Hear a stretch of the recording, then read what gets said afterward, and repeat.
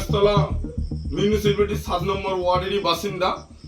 আমার মাকে নিয়ে বিগত বৎসরেতে অভিষেক ব্যানার্জির মাননীয় এমপি মহাশয় তিনি যে সেবাশ্রয় ক্যাম্প করেছিল, সেই ক্যাম্পে মাকে দেখাতে গিয়েছিলাম। সেইখানে সামান্য মায়ের হাঁটুর ব্যথা ছিল, মা সম্পূর্ণ ভালোভাবে হাঁটতে পারত। সেবাশ্রয় ক্যাম্প থেকে বিভিন্ন ছবি আমাদেরকে পয়সা খরচা করে তুলিয়েছে।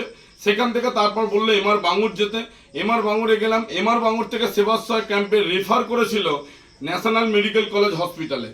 সেখানে দুর্ভাগ্য, অপারেশন করতে গিয়ে ডক্টররা, আমাদের মাননীয় এমপি সাহেবের ডক্টররা ভুল অপারেশন করে অপারেশন থিয়েটারে মায়ের শিরা কেটে ফেলে।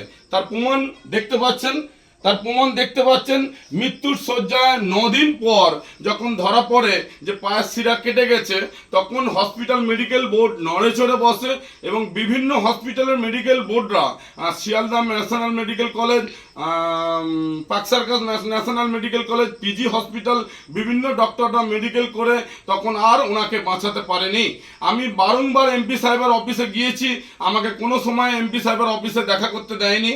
এমপি সাহেবের পিএ বলতে পারেন অয়নবাবু, তিনি শুধু বলতেন যে কোনো এইসব কাজের জন্য মাননীয় এমপি সাহেবের সঙ্গে দেখা করা যাবে না। তিনি কি করতেন, তিনি ডক্টর ওখানে যিনি বসতেন লম্বা করে লাভ, তিনি একটা প্রেসক্রিপশন লিখে দিতেন, কিন্তু সেই প্রেসক্রিপশন হসপিটাল কোনো গ্রাহ্য করতো না। এবং এমপি সাহেবের যে অফিসে আমাদের নাম্বার দিয়েছিল সেবাশ্রয় থেকে, তাদেরকে বারংবার ফোন করতাম, কোনো মতে তারা ফোন তুলতো না।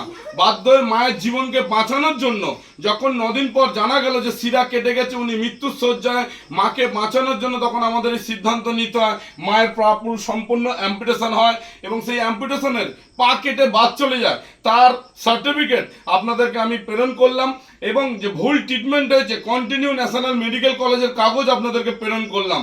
বর্তমানে সরকারের তৎপরতা বা দৌড়ঝাঁপ করে এখন উনি ঘরে পঙ্গু হয়ে গেল সারা জীবনের জন্য, এবং তার হ্যান্ডিক্যাপ সার্টিফিকেটও আপনাদেরকে দিলাম।